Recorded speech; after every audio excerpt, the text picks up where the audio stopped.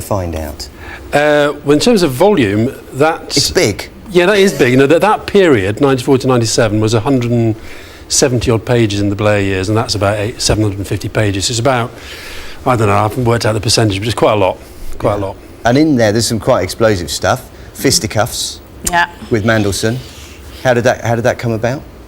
That was a really silly one. That was an argument about a tie. Yeah, it was a bit girly, I'm afraid. Yeah, but it's a proper fight. Well, I don't think. I think if you'd have been at a working men's club in Burnley, you wouldn't have said it was a proper fight. All right. Well, in your world, we had some. Look, politics. It is a very, very passionate business. People, they believe things very, very. About ties? Don't tell us that. No, but but that may have been the sort of, the little tipping point. But I mean, at a time when people's faith in politicians is very low, there are times in the diaries where it comes across that at the peak of your powers, New Labour was a little bit kindergarten and a little bit jockeying for position and not really very noble.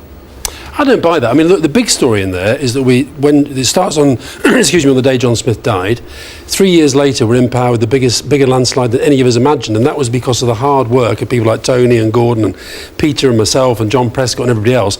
Along the way, there's all these big ups and downs and really big rows, but it's because people believe things very, very deeply. It's not just kind of, personality. I'm not saying there aren't personality spats in there are, but actually it's because people do, if you go into politics, believe me, you've got to believe it, otherwise you're just not going to last the course.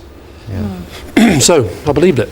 Yeah. There are quite a few mentions in the book as well of obviously your relationship with Tony Blair and talking to him while he's naked as well, because obviously he's a busy man, and we sort of recreated the moment and thought, what would it be like if you were trying to have this conversation with Tony Blair in the bath? And this is what we came up with. He's well, at least he's reading the book. Well, of course he's reading the book. Thank God it's a big book. Yeah, but there are a few references to that. Why is that?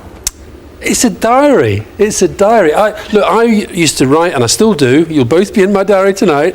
I go home, and every night I would just find 20 minutes, half an hour, and it's like a kind of emotional dumping ground. It's all out there. So sometimes, I mean, there's a bit in there. I used to get infuriated with Tony, the extent to which he'd be on the phone playing his guitar, drive you mad, right? But actually, I think people.